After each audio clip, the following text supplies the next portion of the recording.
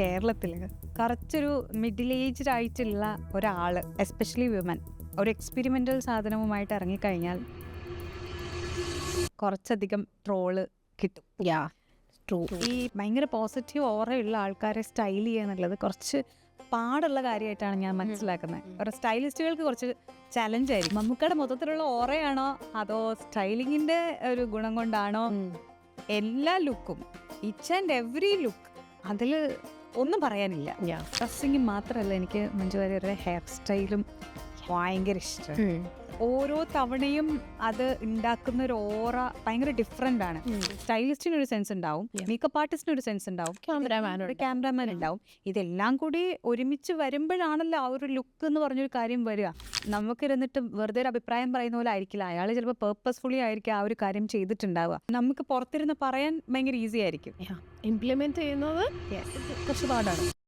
Biggest fashion disaster you have seen? എനിക്കങ്ങനെ ഒരു ലുക്കും ആക്ച്വലി ഭയങ്കര ഡിസാസ്റ്റർ ആയിട്ട് നോർമലി ഫീൽ ചെയ്യാറില്ല. പക്ഷെ ചില സമയത്ത് ഒക്കേഷൻ വൈസ് നമുക്കതവിടെ അപ്രോപ്രിയേറ്റ് ആണോ എന്നുള്ള കാര്യം മാത്രമാണ് എനിക്കങ്ങനെ തോന്നാറുള്ളത്. ബട്ട് ബാക്കിയുള്ളതെല്ലാം ആക്ച്വലി കുറച്ചും കൂടി ക്രിയേറ്റീവായിട്ട് നോർമലി ചെയ്യുന്നതായിട്ടാണ് തോന്നിയിട്ടുള്ളത്.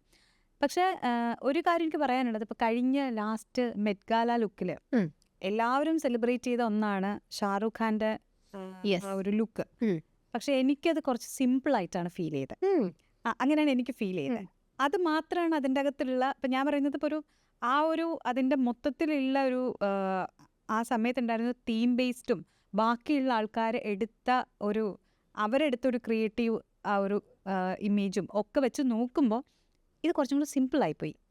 ഷാറുഖ് ഖാനെ നമ്മളൊരു കിങ് ഖാൻ എന്നാണല്ലോ കാണുന്നത്. അപ്പം പുള്ളിയുടെ ഒരു പേഴ്സണാലിറ്റിക്ക് അനുസരിച്ചിട്ട് കുറച്ചും കൂടി ആകാമായിരുന്നു എന്നാണ് എനിക്ക് തോന്നിയിട്ടുള്ളത്.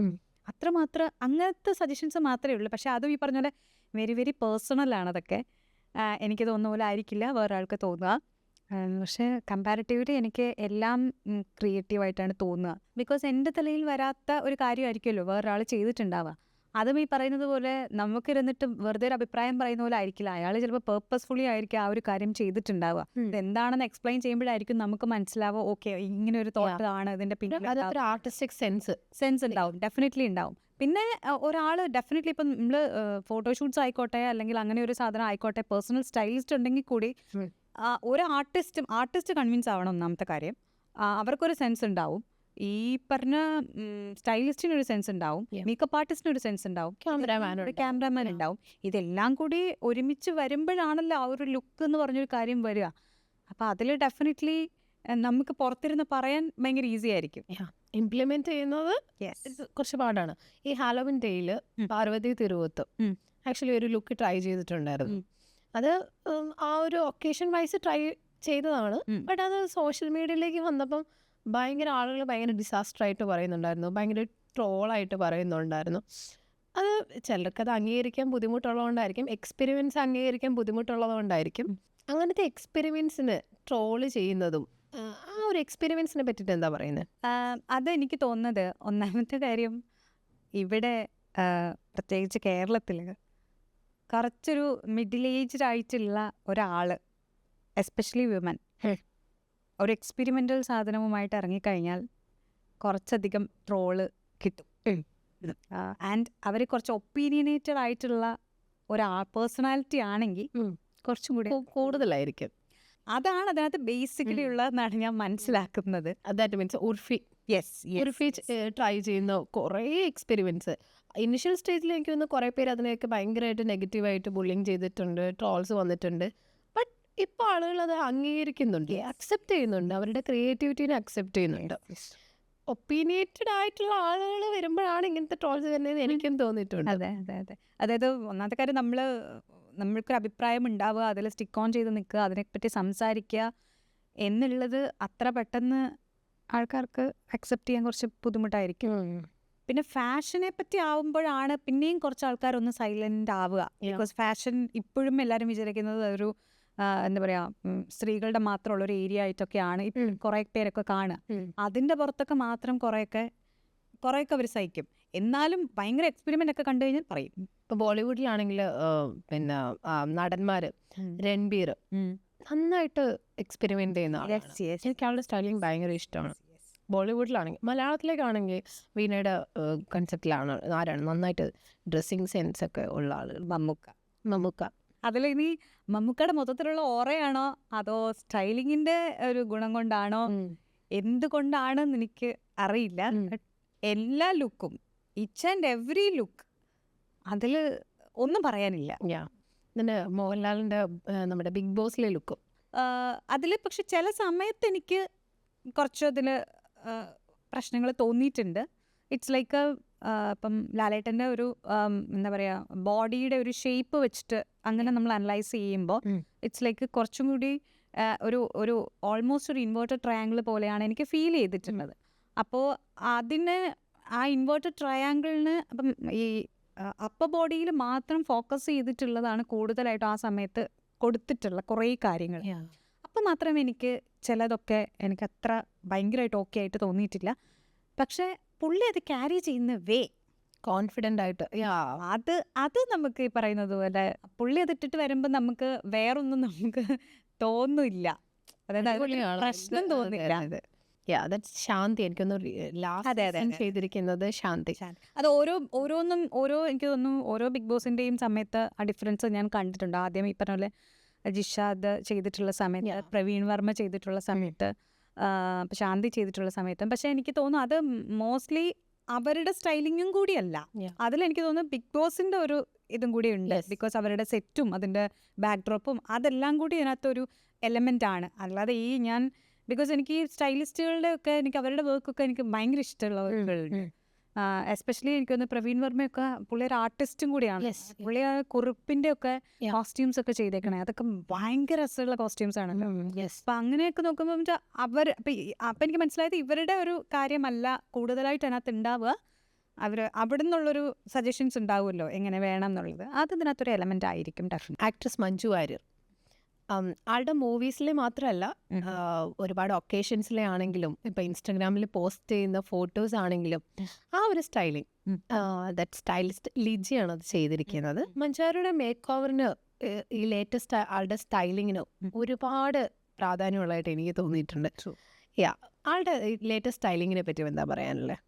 എനിക്ക് പറഞ്ഞ പോലെ അതിൽ ഫേവറേറ്റ് ലുക്സ് ആയിട്ടുള്ളത് ഒരുപാടുണ്ട്. എനിക്ക് ഇൻ ദ സെൻസ് എനിക്ക് ഡ്രസ്സിങ് മാത്രമല്ല, എനിക്ക് മഞ്ജു വാര്യരുടെ ഹെയർ സ്റ്റൈലും ഭയങ്കര ഇഷ്ടമാണ്. ഐ മീൻ ഓരോ തവണയും അത് ഉണ്ടാക്കുന്ന ഒരു ഓറ ഭയങ്കര ഡിഫറെൻ്റ് ആണ്.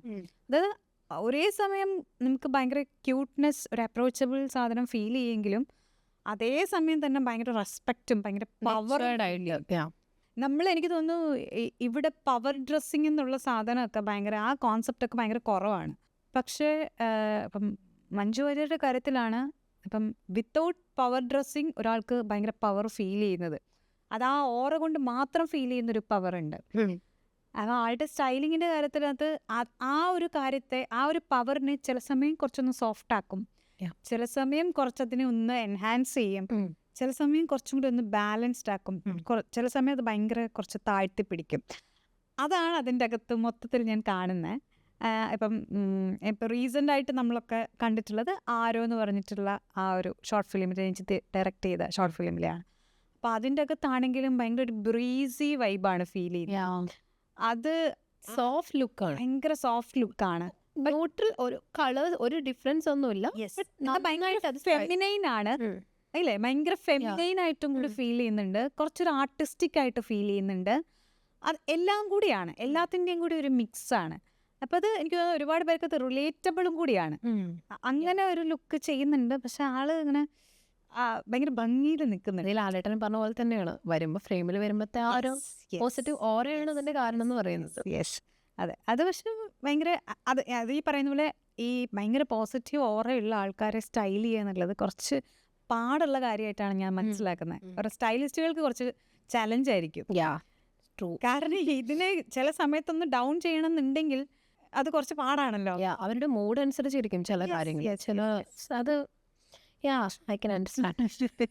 ആൻഡ് ഓൾസോ ഡ്രീമയ്ക്കും ഇതേപോലെ തന്നെ ഒരുപാട് നമുക്ക് എക്സ്പെരിമെൻറ്റ്സ് ചെയ്യാനോ ഇഷ്ടമുള്ള ആളാണെന്ന് എനിക്ക് തോന്നിയിട്ടുണ്ട്.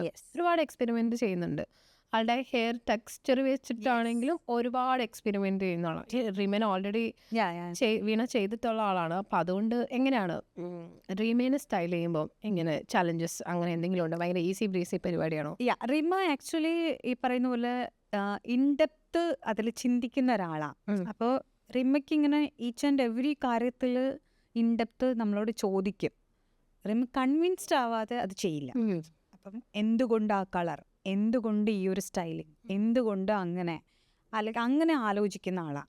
പക്ഷെ അത് നമുക്ക് ഭയങ്കര രസമാണ്. ബിക്കോസ് ഓരോ ക്വസ്റ്റ്യനും നമ്മൾ ആൻസർ പറയുമ്പോൾ നമുക്കും കുറെ കൂടി ക്ലാരിറ്റി ഉണ്ടായിക്കൊണ്ടിരിക്കും ഇതെങ്ങനെ വേണം എന്നുള്ളത്. ആൻഡ് ഓൾസോ അവസാനം ഈ പറയുന്ന പോലെ നമ്മൾ വർക്ക് ചെയ്ത് വരുമ്പോൾ സ്വാഭാവികമായിട്ട് നമ്മളൊരു ടീം വർക്ക് ആണല്ലോ ഈ ഫോട്ടോഷൂട്ട് എന്നൊക്കെ പറയുമ്പോൾ. അപ്പോൾ ഈ ടീമിലെ എല്ലാവരും ചില ഫോട്ടോഷൂട്ട്സിലൊക്കെ തലേ ദിവസം രാത്രിയിലൊക്കെ ആയിരിക്കും കാണുന്നത്. അപ്പോൾ നമ്മൾ ജെല്ലാവാനുള്ള സമയവും ജെല്ലാവാനുള്ള സമയമില്ല. ഇത് ഒരു പേസിലേക്ക് കൊണ്ടുവരണം എന്നുണ്ടെങ്കിൽ അത് മേജറായിട്ട് ഈ ആർട്ടിസ്റ്റ് വിചാരിച്ചാലാണ് നടക്കുക. അപ്പോൾ അത്തരം സ്ഥലത്തും ഈ പറഞ്ഞ പോലെ റിമ കൺവിൻസ്ഡ് ആയിട്ടുണ്ടെങ്കിൽ അത് റിമ വേഗം തന്നെ എത്തിക്കും. അത് ഭയങ്കര രസമുള്ളൊരു പ്രോസസ്സാണ്. അപ്പം നമുക്ക് വേറൊരു അഭിപ്രായ വ്യത്യാസവും പെട്ടെന്ന് ഉണ്ടാവത്തില്ല. ആൾക്ക് ഓക്കെ ആണെന്നുണ്ടെങ്കിൽ, പക്ഷെ ആൾ കൺവിൻസ്ഡ് ആവണം. കൺവിൻസ്ഡ് ആവാൻ വേണ്ടി ആൾക്ക് ക്വസ്റ്റ്യൻസ് ഉണ്ടാവും. ക്വസ്റ്റ്യൻസ് നമ്മൾ പ്രോപ്പറായിട്ട് ആൻസർ ചെയ്യണം. ശൃന്ദ, അതെ, ആ ഒരു സ്റ്റാർട്ടിങ് ടൈമിലുള്ള ശൃന്ദേനല്ല നമ്മളിപ്പോൾ കാണുന്നത്. ഭയങ്കരമായിട്ട് ആളും ഒത്തിരി എക്സ്പെരിമെൻ്റ് ചെയ്യുന്നു. ഞാൻ ശൃന്ദയുടെ കൂടെ ഞാൻ വർക്ക് ചെയ്തിട്ടുണ്ട്. അപ്പോൾ ഒരുപാട് എക്സ്പെരിമെൻ്റ് ആളും ചെയ്യുന്നുണ്ട്. ആള് സ്റ്റൈലിംഗ് കാണും തന്നെ നമുക്കറിയാം ഒരുപാട് മാറ്റങ്ങൾ. ആ ഒരു ചേഞ്ചും എങ്ങനെ വീണയ്ക്ക് തോന്നിയിട്ടുണ്ടോ? തോന്നിയിട്ടുണ്ട്. എനിക്ക് എനിക്കൊന്ന് മുമ്പ് തന്നെ എനിക്ക് ശൃന്ദയുടെ പേഴ്സണാലിറ്റി വൈസ് ആ എക്സ്പെരിമെൻറ്റ് ചെയ്യാനുള്ള ഒരു കേപ്പബിലിറ്റി ഉള്ള ഒരാളായിട്ടാണ് എനിക്ക് തോന്നിയിട്ടുള്ളത് പേഴ്സണാലിറ്റി വൈസ്. പക്ഷേ ആദ്യകാലത്തൊന്നും ആൾ അത്രയും ചെയ്തിരുന്നില്ല. എനിക്ക് തോന്നുന്നു ആൾക്ക് അത്രയും വിസിബിലിറ്റി കിട്ടാത്തത് കൊണ്ടായിരിക്കും ആളന്ന് ചെയ്യാൻ തരുന്നത്. ആൾക്ക് വിസിബിലിറ്റി കിട്ടി തുടങ്ങിയപ്പോൾ മുതൽ ആളത് ചെയ്യുന്നുണ്ട്. ആൻഡ് ആ പേഴ്സണാലിറ്റിയിൽ നിന്ന് ഒട്ടും ഡിഫറെൻ്റ് അല്ലാത്ത രീതിയിലാണ് എക്സ്പെരിമെൻറ്റ് ചെയ്യണേ. ഞാൻ നേരത്തെ പറഞ്ഞല്ലോ, നമ്മുടെ ഒരു പേഴ്സണാലിറ്റിക്ക് ഭയങ്കര ഇമ്പോർട്ടൻസ് ഉണ്ട്. അത് അപ്പോൾ ഒരാൾക്ക് നമ്മൾ ഒരു ഔട്ട്ഫിറ്റ് കൊടുക്കുന്ന സമയത്ത് ഇയാൾക്ക് ഇത് ക്യാരി ചെയ്യാൻ പറ്റുമോ എന്നുള്ള ഡൗട്ട് നമുക്ക് വന്നു കഴിഞ്ഞാൽ ഭയങ്കര പാടാണ്.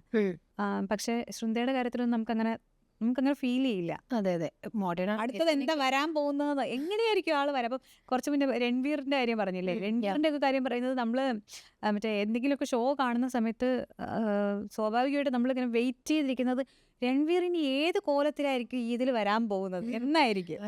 അതുപോലെ തന്നെ ഈ സാനിയ ഇപ്പം ഓണം, വിഷു, ക്രിസ്മസ് ഒക്കെ വരുമ്പോൾ ഞാൻ നോക്കാറുണ്ട് സാനിയ എങ്ങനെയായിരിക്കും സ്റ്റൈലിങ് ചെയ്യുക. ഓണം, എസ്പെഷ്യലി ഓണം ഒക്കെ ആണെങ്കിൽ അതും സാനിയും അതുപോലെ തന്നെ എക്സ്പെരിമെന്റ് ചെയ്യാറുണ്ടെങ്കിലും സാനിയുടെ സ്റ്റൈലിങ്ങും ഡിഫറെന്റ് ആണ്. പിന്നെ ആള് ബോഡിയിൽ ഭയങ്കര കോൺസെൻട്രേഷൻ കൂടിയാണ്.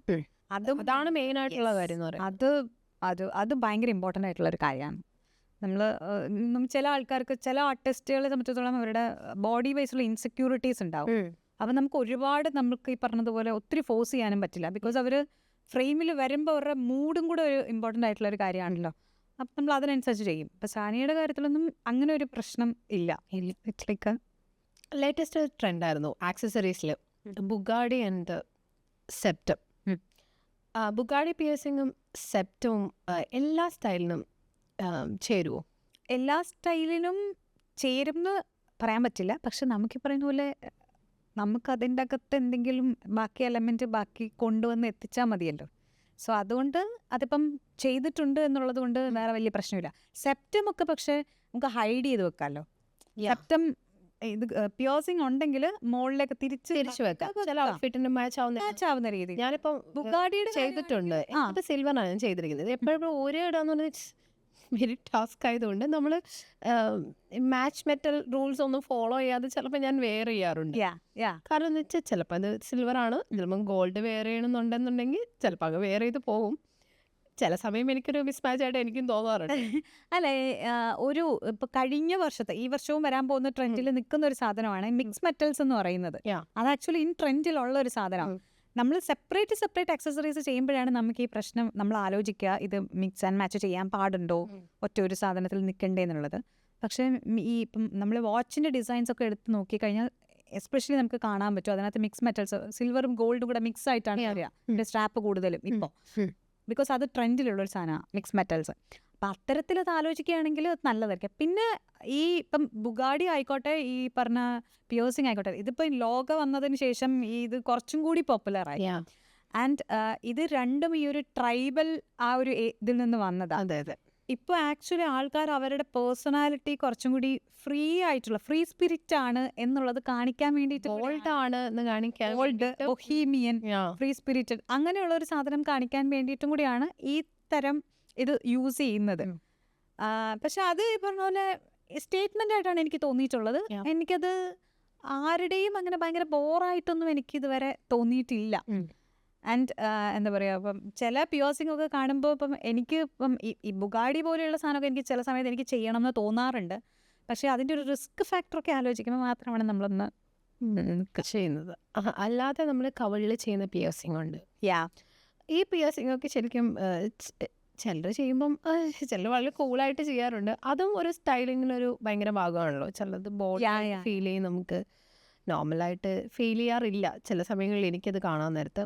അങ്ങനത്തെ പിയേഴ്സിങ്ങും സ്റ്റൈലിങ്ങും തമ്മിൽ എങ്ങനെയാണ് തോന്നുന്നത്? നമ്മൾ അത് എനിക്ക് ഈ പറയുന്ന പോലെ എനിക്ക് തോന്നിയിട്ടുള്ളത്, ഒന്ന് ഇന്ത്യൻ പെർസ്പെക്റ്റീവിലാണെങ്കിൽ പറയുമ്പോൾ അത് കൂടുതൽ ട്രൈബൽ ഒരു സാധനത്തിൽ നിന്ന് വന്നെങ്കിലും ഇന്ത്യൻ കോണ്ടെക്സ്റ്റിൽ വരും. അതല്ലാതെ നമ്മൾ ഫോറിൻ കോൺസെപ്റ്റിൽ വരികയാണെങ്കിലും ഈ ഗോത്തിക്, പങ്ക് അങ്ങനെയുള്ള ലുക്സിൽ, ഗ്രഞ്ച് ലുക്സിൽ ആ സമയത്ത് ഒരു മ്യൂസിക് കൾച്ചറിൻ്റെ ഭാഗം കൂടിയായിരുന്നു ഇത്തരം സാധനങ്ങൾ ഇങ്ങനെ വെയർ ചെയ്യുന്നത്. അതായത് അവരുടെ സ്റ്റേറ്റ്മെൻ്റ് ആണ്, ഞാൻ ഈ ഗ്രൂപ്പിൽപ്പെട്ട ഈ മ്യൂസിക് ഇതിൽപ്പെട്ട ഈ മ്യൂസിക്കിൻ്റെ ലവറായിട്ടുള്ള ഒരാളാണ് എന്ന് കാണിക്കുന്നതിൻ്റെ ഭാഗമായിട്ടും കൂടി ഉള്ളതായിരുന്നു. അതും ആക്ച്വലി ഫാഷൻ സ്റ്റേറ്റ്മെൻറ്റ്. നമ്മൾ നേരത്തെ പറഞ്ഞു, നമ്മൾ K-pop എന്ന് പറയുന്നത് ഒരു എസ്തെറ്റിക്സ് ആണ്. ഈ പങ്ക് അല്ലെങ്കിൽ ഗ്രഞ്ച്, ഗോത്തിക് എന്ന് പറയുന്നത് വേറൊരു എസ്തെറ്റിക്സ് ആണ്. അങ്ങനെ ഓരോരോ ഇപ്പം വേറൊരു ഇപ്പം നമ്മൾ പറയുന്നത് കോട്ടേജ് കോർ എന്ന് പറയും. നമ്മൾ പണ്ടത്തെ റെട്രോയുടെ സാധനം, റെട്രോ കഴിഞ്ഞിട്ട് വന്ന ഒരു അങ്ങനത്തെ ഒരു സാധനമാണ് ഇപ്പോൾ ഒക്കെ കൂടുതലായിട്ടും കാണാൻ പറ്റുക. ഈ കേക്ക് മേക്കിംഗ് ആൾക്കാരൊക്കെ ചെയ്യുന്ന അങ്ങനത്തെ ഫോട്ടോഷൂട്ട്സിലാണ് നമ്മൾ ഈ കോട്ടേജ് കോർ കൂടുതലായിട്ടും കാണാം. അപ്പം ഇതൊക്കെ ഓരോ തരം എസ്തെറ്റിക്സ് മാത്രമാണ്. അത് ഓരോ സമയത്ത് ടൈമിൽ പോപ്പുലറായി വന്നതാണ്. ഇപ്പോൾ അതൊക്കെ നിലവിലുണ്ട്. ഇപ്പം ഈ പറയുന്ന പോലെ ഇപ്പോഴും ചില സമയത്ത് ഈ പറയുന്ന പോലെ എസ്തെറ്റിക്സ് ചില സമയത്ത് പൊങ്ങി വരും, ചില സമയത്ത് അത് ട്രെൻഡിൽ താഴെ, സീസൺ വൈസ് ആണ്, അത്രേ ഉള്ളൂ. പക്ഷെ അതിന് ആ സമയത്ത് നമ്മളതിനെ സെലിബ്രേറ്റ് ചെയ്യുക, അതിൻ്റെ കൂടെ പോകുക. നമ്മൾ മറ്റേ പറയത്തില്ലേ, ലിവ് ഇൻ ദ മൊമെന്റ് എന്ന് പറയുന്നത് പോലെ അതിനെങ്ങടുത്ത് പോകാവുന്നതായിട്ടാണ് എനിക്ക് തോന്നിയിട്ടുള്ളത്. സ്മെൽസ് എനിക്ക് ഭയങ്കര ഇഷ്ടമുള്ളൊരു കാര്യമാണ് സ്മെൽ എന്ന് പറയുന്നത്. അപ്പോൾ സ്മെല്ലും ഒരു സ്റ്റൈലിങ്ങും തമ്മിൽ കമ്പൈൻ ചെയ്താൽ എങ്ങനെ പറയും? സ്മെല്ലിൽ നമുക്ക് മേജറായിട്ട് നമുക്കറിയാവുന്ന സ്മെല്ലെന്ന് പറയുന്നത് ഫ്ലോറൽ സ്മെല്ല് നമുക്കറിയാം. സ്വീറ്റ് എന്ന് പറഞ്ഞ സ്മെല്ല് നമുക്കറിയാം. ഫ്രൂട്ടി സ്മെൽസ് നമുക്കറിയാം. ഫ്രഷ് സ്മെൽ എന്ന് പറഞ്ഞിട്ട് എനിക്കൊന്ന് കൂടുതലും മെൻസ് പെർഫ്യൂമിലൊക്കെ അങ്ങനെയാണ് വരിക. ഫ്രഷ്, കുറച്ച് ലെതർ, ടൊബാക്കോ അങ്ങനത്തെ സ്മെൽസാണ് മെന്നിൻ്റെ ഒരു ജോണറിൽ വരിക. അപ്പോൾ ഇതിൽ ഈ പറഞ്ഞ പോലെ പേഴ്സണാലിറ്റിയുമായിട്ടൊരു മാച്ച് ഉണ്ട് ഈ പറയുന്ന കാര്യത്തിൽ. ഇപ്പോൾ ഫോർ എക്സാമ്പിൾ നമ്മളിപ്പം ഒരു നോർമലൊരു ബ്രാൻഡ് നമ്മൾ വെറുതെ പറയുകയാണെങ്കിൽ ഇപ്പം കരോളിന ഹെറേറയുടെ good girl, very good girl അങ്ങനത്തെ ഉള്ള സാധനങ്ങളൊക്കെ പറയുമ്പോൾ, അല്ലെങ്കിൽ YSL ലിബ്രെ അതൊക്കെ പറയുമ്പോൾ ബോൾഡ് വിമൻ എന്നുള്ളൊരു ഒരു ഫീലാണ് നമുക്ക് വരിക. അതിൻ്റെ ഒരു കോമ്പിനേഷനൊക്കെ വന്നേക്കുന്നത് അങ്ങനെയാണ്. അപ്പോൾ ഈ പറഞ്ഞതുപോലെ നമുക്കൊന്ന് നമ്മളുടെ മൂഡിനെ അപ്ലിഫ്റ്റ് ചെയ്യാൻ അത് ഭയങ്കരമായിട്ട് ഹെൽപ്പ് ചെയ്യും. അത് ഒന്ന് സ്പ്രിറ്റ്സ് ചെയ്തിട്ടുണ്ടെങ്കിൽ നമുക്ക് തന്നെ കുറച്ചും കൂടെ കോൺഫിഡൻസ് ഫീൽ ചെയ്യും. ആൻഡ് ഒരു ബോസ് ലേഡി വൈബാണ് തൊട്ടടുത്തിരിക്കുന്ന ആൾക്കാർക്കും നമ്മൾ കൊടുക്കുക. നമ്മളിപ്പോൾ ഒരു റൂമിലേക്ക് എൻ്റർ ചെയ്യുമ്പോൾ അവർക്ക് അങ്ങനെ ഒരു ഫീലാണ് കൊടുക്കുക. നേരെ മറിച്ച് ഭയങ്കര സോഫ്റ്റ്, പൗഡറി, ഫ്ലോറൽ അങ്ങനെയുള്ളൊരു സ്മെല്ല് കൊടുക്കുകയാണെങ്കിൽ അതിൻ്റെ കൂടെ സ്റ്റൈലിങ്ങിലും കൂടെ വരണം. സ്റ്റൈലിങ്ങും കൂടെ അതാണ് കൊടുക്കുന്നതെങ്കിൽ നമുക്ക് ഈ പറയുന്ന പോലെ നമുക്ക് നമ്മുടെ സ്റ്റോറി നമ്മൾ ഞാൻ ഇങ്ങനെയാണ്, എൻ്റെ പേഴ്സണാലിറ്റി ഇങ്ങനെയാണ്, ഞാൻ ഇങ്ങനത്തെ സെൻസിറ്റീവായിട്ടുള്ള ഒരാളാണ് എന്ന് പറയാതെ തന്നെ നമുക്കൊരു റൂമിലിരിക്കുന്ന മുഴുവൻ ആൾക്കാരോടും കമ്മ്യൂണിക്കേറ്റ് ചെയ്യാം, ഞാനിതാണെന്ന്, എൻ്റെ പേഴ്സണാലിറ്റി ഇതാണെന്ന്. അതാണ് ഒരു ഭയങ്കരമായി ബാഗിലും സാൻഡൽസിലും ഒക്കെ നമ്മൾ മാച്ചിങ് പോകുന്ന പോലെ തന്നെ നമ്മൾ പെർഫ്യൂമിലും സ്മെല്ലും ഒക്കെ നമ്മൾ സ്റ്റൈലിങ്ങിലേക്ക് വരുമ്പോൾ അതും കൂടി ശ്രദ്ധിക്കണം. നമ്മൾ ബിക്കോസ് നമ്മുടെ ഈ പറഞ്ഞ പോലെ എല്ലാം ഇത് പേഴ്സണലാണ്. അതായത് പണ്ടാണ് നമ്മൾ ഭയങ്കര ജനറിക് ആയിട്ട് നമ്മൾ അതിനെ പറഞ്ഞുകൊണ്ടിരുന്നത്. പക്ഷെ ഇപ്പോൾ ഇതൊക്കെ പേഴ്സണലാണ്. അപ്പോൾ പേഴ്സണലായിട്ട് നമുക്ക് സ്മെല്ലും സെലക്ട് ചെയ്യാനും പറ്റും. അതിനുള്ള ഓപ്ഷൻസ് ഉണ്ട്. നമുക്ക് മറ്റേ കസ്റ്റമൈസ് ചെയ്തെടുക്കാൻ ഓപ്ഷൻ ഉണ്ട്. സോ നമ്മൾ ഒരുപാട് പേരുടെ ഉള്ളിലുള്ള കുറേ ക്വസ്റ്റ്യൻസിനൊക്കെ നമ്മൾ ആൻസേഴ്സ് കൊടുത്തിട്ടുണ്ടെന്ന് തോന്നുന്നു. ആൻസേഴ്സ് എന്നല്ല, ഇറ്റ്സ് ലൈക്ക് നമുക്ക് ഓരോരുത്തർക്കും ബേസിക് ആയിട്ട് അറിയേണ്ട കുറച്ച് കാര്യങ്ങൾ, ഡൗട്ട്സ് അല്ലേ? അതെ. So thank you so much. പിന്നെ എൻ്റെയും കുറേ ഡൗട്ട്സ് ക്ലിയർ ചെയ്തിട്ടുണ്ടാവും. അതുപോലെ തന്നെ ഇവിടെ ഇരിക്കുന്ന കുറേ പേരുടെയൊക്കെ ഡൗട്ട്സ് ഒക്കെ ക്ലിയർ ആയിട്ടുണ്ടെന്ന് എനിക്ക് തോന്നുന്നു. യാ, എങ്ങനെയുണ്ടായിരുന്നു? നന്നായിരുന്നു. ഈ പറഞ്ഞ പോലെ എനിക്കങ്ങനെ ഒരു പോഡ്കാസ്റ്റോ അല്ലെങ്കിൽ ഒരു ഇന്റർവ്യൂ അങ്ങനത്തെ ഒരു വൈബ് അല്ല ഫീൽ ചെയ്തത്. അപ്പൊ അമൃത ഒരു സ്റ്റൈലിസ്റ്റ് ആയതുകൊണ്ട് നമ്മള് ഒരു നമ്മൾ അങ്ങോട്ടും ഇങ്ങോട്ടുമുള്ള നമ്മൾ കുറേ കാര്യങ്ങൾ നമ്മൾ ഷെയർ ചെയ്തിട്ടില്ല, അത് വേറെ കാര്യം. പിന്നീട് ഷെയർ ചെയ്യാം. Thank you Amritha. Thank U.